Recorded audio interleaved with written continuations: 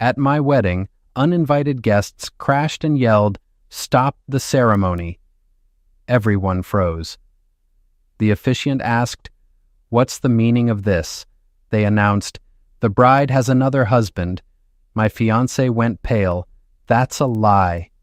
Until they showed marriage certificate and photos. I said calmly, "Well, this wedding's over." The chaos. When police arrived was, I, 29 male, am sitting in what should have been my honeymoon suite. Except I'm alone with a bottle of whiskey and about $42K in wedding expenses down the drain. This happened 4 days ago and I'm still processing. My fiancé, 27, and I had been together for 3 years, engaged for 8 months. The wedding was everything she wanted. Garden venue, live band, premium open bar, the works. I make decent money in tech sales, so I could afford it without going broke. But it wasn't cheap. The ceremony started perfectly. She looked beautiful walking down the aisle. I was genuinely thinking about how lucky I was. We got through the vows without a hitch. Then came the part where the officiant said, "If anyone has reason why these two should not be joined in marriage, speak now or forever hold your peace." Usually, this is just ceremonial. Nobody actually says anything. A woman in the back stood up, mid-30s, professional looking, someone I'd never seen before. "I have something." The whole crowd gasped. My fiancé's face went pale. The woman walked down the aisle holding a manila envelope. She handed it directly to me. "Read this. You deserve to know before you make this legal." My fiancé grabbed my arm. "Don't! She's crazy! I don't even know her!" But the woman's expression was calm, not unhinged. I opened the envelope. Inside were printed screenshots of text messages, lots of them, between my fiancé and someone named D in her phone. The messages were explicit, intimate, planning meetups, discussing how to hide it from me, dates going back 6 months. There were also photos. My fiancé with a guy I didn't recognize. Kissing. At restaurants. In what looked like a hotel room. The last item was a handwritten note. "I'm his wife. He told me he ended it, but he didn't. Thought you should know before ruining your life like he ruined mine." I looked at my fiancé. "Care to explain?" Her face was bright red. Half the guests were standing now, trying to see what was happening. This isn't... I can explain." Me. "Don't bother." I turned to the officiant. "We're done here. No wedding today." My fiancé grabbed my hand. "Wait, please let me talk to you privately." Me. "No. Everyone here deserves to know why there's no wedding. My fiancé has been having an affair for 6 months. These are the receipts." I held up the papers. The crowd erupted in whispers. Her mother rushed up. "You can't do this. Everyone's here. The food, the band. You're humiliating her." Me. She humiliated herself. My fiancé was crying now, full breakdown. Her bridesmaids surrounded her. I walked out of the venue, got in the car I decorated with "just married" signs, and drove away. The woman who revealed everything, let's call her the wife, texted me later that day. Apologized for the dramatic timing, but said she'd only found out about the ongoing affair 2 days ago and tracked down our wedding info through the guy's email. Turns out my fiancé had been sleeping with her husband for 6 months. He'd promised to leave his wife, but never did. My fiancé kept pushing him, and the wife found recent messages confirming they were still together.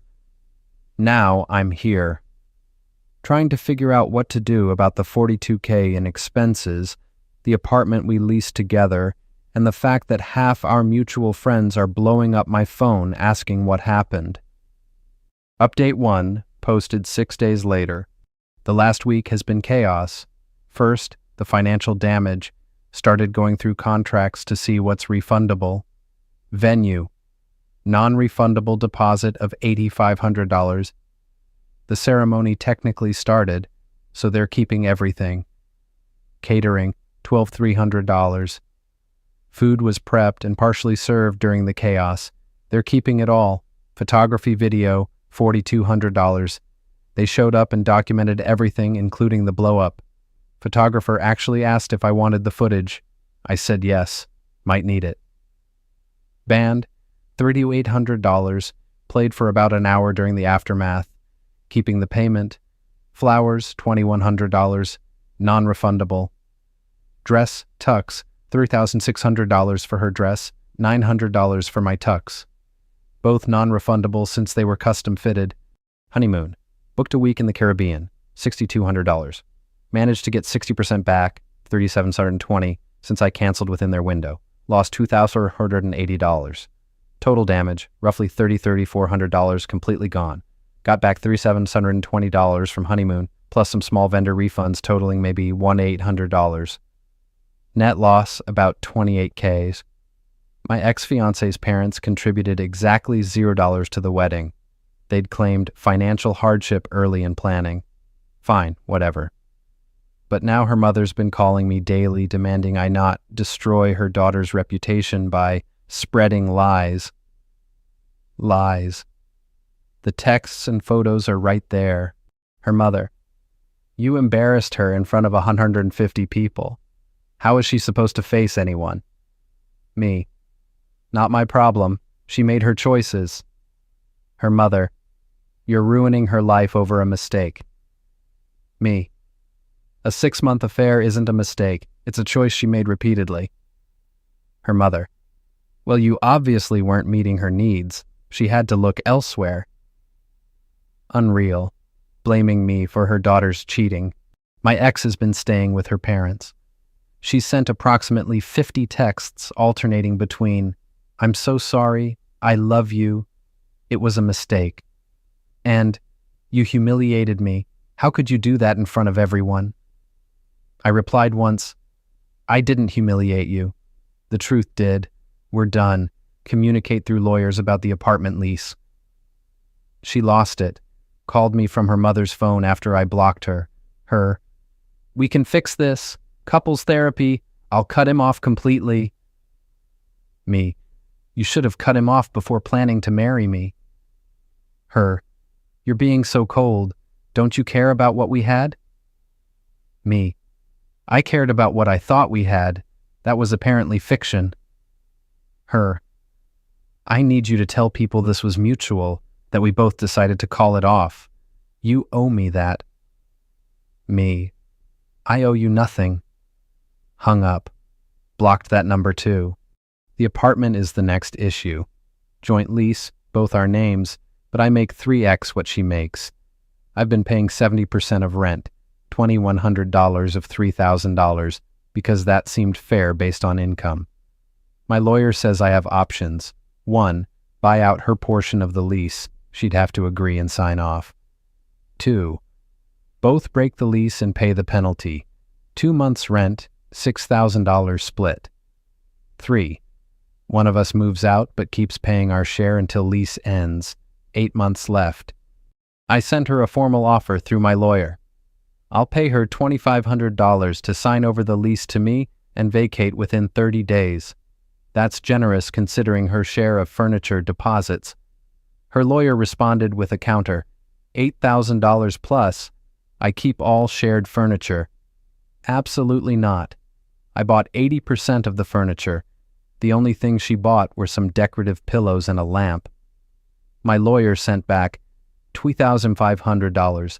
She gets her personal items plus the furniture she purchased. Final offer.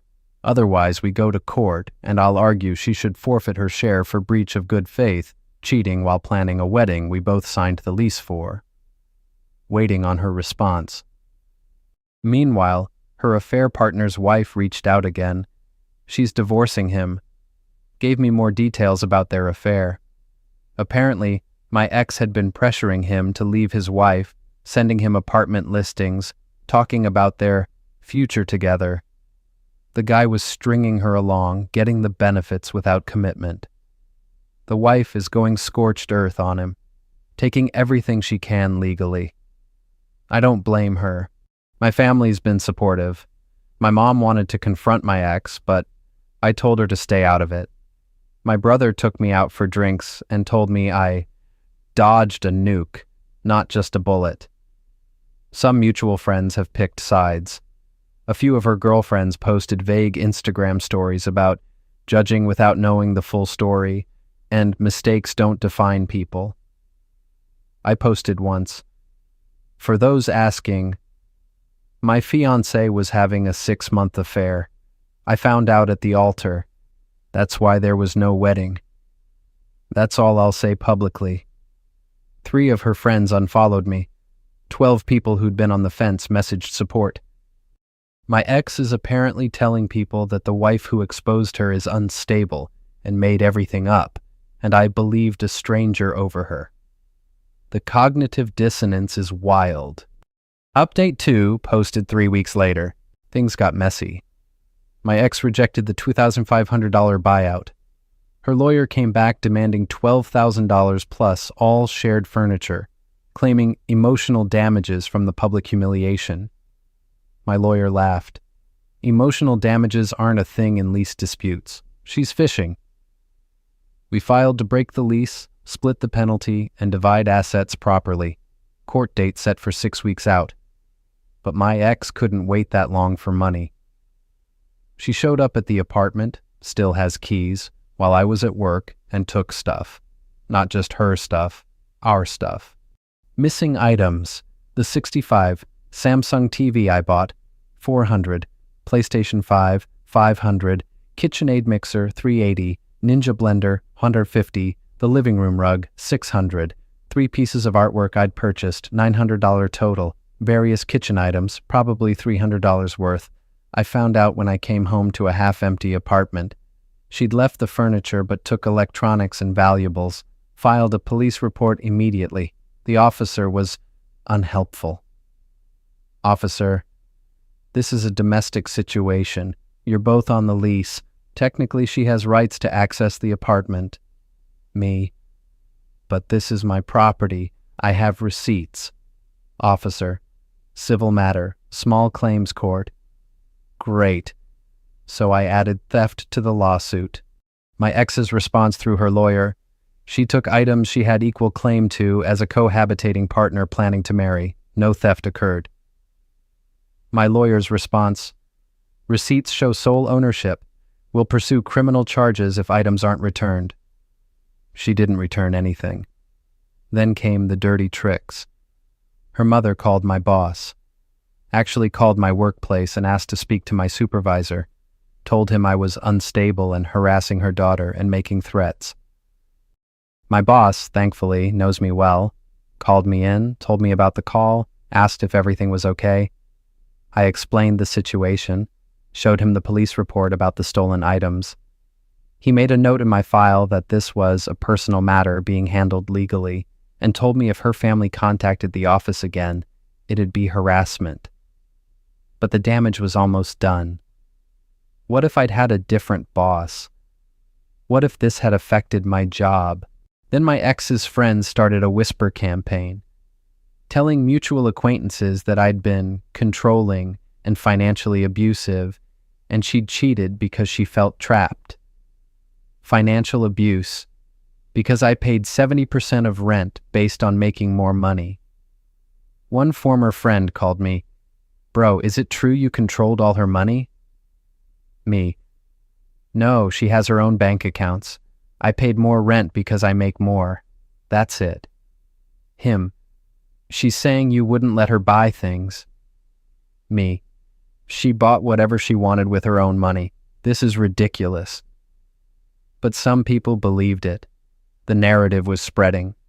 My response was calculated. I compiled evidence, bank statements showing separate accounts, Venmo history showing me paying her back for things she bought, texts discussing shared expenses where we agreed on the 70-30 split, screenshots of her texts with the affair partner, the non-explicit ones, showing she was clearly not trapped or afraid. She was actively pursuing another relationship. Sent this to close friends and family who'd asked. Told them, "This is the truth. I'm not posting it publicly because I'm not trying to destroy her. But I won't let lies stand." Most people who saw the evidence backed off the financial abuse narrative. The court date for the apartment came. My ex showed up with her parents and her lawyer.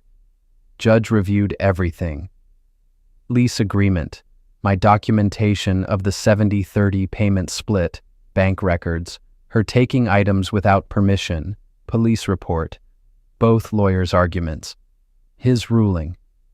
Lease broken, penalty split 50-50, $3,000 each. I keep the apartment exclusively for the remaining lease term if I want, or we both vacate.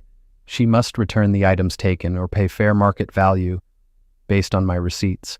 If items aren't returned in 14 days, she owes $4,230 in reimbursement. She started crying in court. Her mother stood up and actually yelled at the judge, "This is unfair. She's the victim here." The judge, "Ma'am, sit down. Your daughter took property documented as belonging to the plaintiff. That's not victim behavior." Bailiff had to warn her mother about contempt. My ex's lawyer tried to argue the emotional distress angle again. Judge shut it down. This is a property and lease dispute. Emotional distress is not relevant. Outside the courthouse, her father approached me. First time I'd seen him since the wedding. Him. "You got what you wanted. Happy now?" Me. "I wanted a marriage. I got betrayed. This is just cleaning up the mess." Him. "She made a mistake. You're destroying her over it." Me. "She destroyed our relationship. I'm just protecting my assets."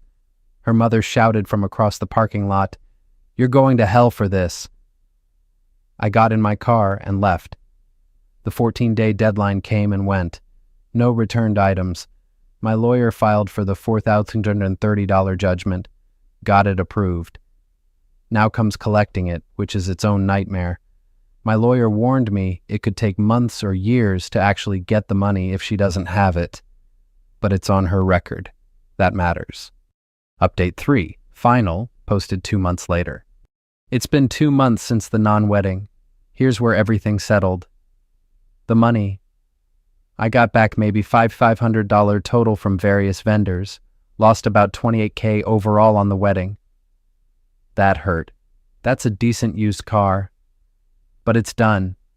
The apartment. I kept it. She vacated. Changed the locks immediately. The place feels different now, but in a good way. I've been slowly replacing things, making it mine instead of ours. The stolen items. She never returned anything. The $4,230 judgment is on her record. I hired a collection agency to pursue it. They take 30% of whatever they recover, but I don't care. It's about principle. Last I heard, they're garnishing her wages. She makes about $2,400 a month. They can take 25% of disposable income. She's probably seeing $300-400 month deductions until it's paid off. Good. The affair partner, his wife divorced him, took him to the cleaners according to what she told me. He lost his house, she got it in the settlement, has to pay substantial alimony, and apparently tried crawling back to my ex when his life fell apart. My ex, to her credit, told him to screw off. Not out of loyalty to anyone, but because she realized he was never going to leave his wife and she was done being the side piece. She posted something vague on social media about knowing your worth and not settling. The irony was palpable. Her parents tried one more tactic. Her father called me offering to pay the $4,230 if I'd just let this go and stop pursuing their daughter. Me. The collection agency is handling it. It's out of my hands. Him. We can settle this like adults. Me. Adults don't steal property and then cry victim. Him. You're vindictive. She dodged a bullet. Me. Yep, she sure did. She dodged having to pretend to be faithful for a whole marriage. He hung up. The social situation. Lost maybe 5 friends who took her side or just wanted to avoid drama. Kept the ones who mattered. Made some new ones through a rec sports league I joined. My family's been solid. My mom still occasionally asks if I'm doing okay, which is code for, "Are you sad about the breakup?" Honest answer, no. I'm angry about the wasted money and time, but not sad about losing her. I'm sad about losing who I thought she was, which isn't the same thing. Work is fine. Her mother never called again after my boss documented it as harassment. Dating. Not really. Went on a few apps, had some conversations, but my heart's not in it yet. Therapist says that's normal. I'm working on trust issues. Turns out having your fiancé cheat on you for 6 months while planning a wedding does a number on your ability to believe people. The wedding video. The photographers sent everything.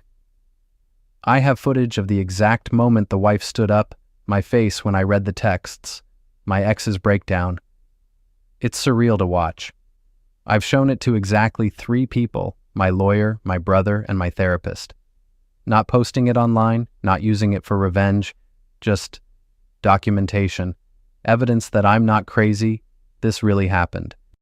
My ex's current situation, through the grapevine, living with her parents, working her same retail management job, getting her wages garnished. According to mutual acquaintances, she's telling people she learned and grew from the experience and is focusing on herself.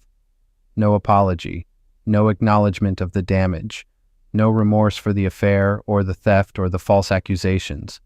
Just vague personal growth nonsense. That tells me everything I need to know. I made the right choice walking away. The wife who exposed everything. We don't talk regularly, but we touched base a few times. She's doing better. Finalized her divorce. Said she doesn't regret exposing the affair even though the timing was dramatic. "Better you found out at the altar than after signing the papers," she said. She's right. Financial recovery. I'm rebuilding. The $28K loss stings, but I'm not broke. My savings took a hit, but I'm young enough to recover. Already put away $3K since the non-wedding. Goal is to have it all back within 2 years. The emotional recovery, slower. Some days I'm fine. Some days I'm angry about the time wasted, the lies, the betrayal. Therapy helps. Having friends who validate that I wasn't crazy helps more. What I learned, trust your gut. If something feels off, investigate. Don't ignore red flags because you're invested in a relationship. And for the love of God, check the refund policies before booking wedding vendors. Also learned, some people will never take accountability. My ex will probably tell her version of this story forever, where she's the victim of my cruelty for not forgiving a mistake. That's fine. The people who matter know the truth. Last interaction with my ex. 3 weeks ago, she texted from a new number. I'd blocked the old one. "I hope you're happy. You destroyed my life." I replied, "I hope you find peace and a better understanding of consequences." Then blocked that number too. I'm not happy she's struggling, but I'm not responsible for it either. She made choices. I made mine. We're both living with the results. The apartment lease ends in 6 months. I'm already looking at new places. Fresh start, no memories of her. Maybe a 1-bedroom downtown, something that's mine from day one. To everyone who supported me through this, thank you. To those who said I was too harsh for walking away at the altar. She was cheating for 6 months while we planned our wedding. What exactly should I have done? Married her anyway. This chapter is closed. Time to write the next one. Alone for now. And that's okay.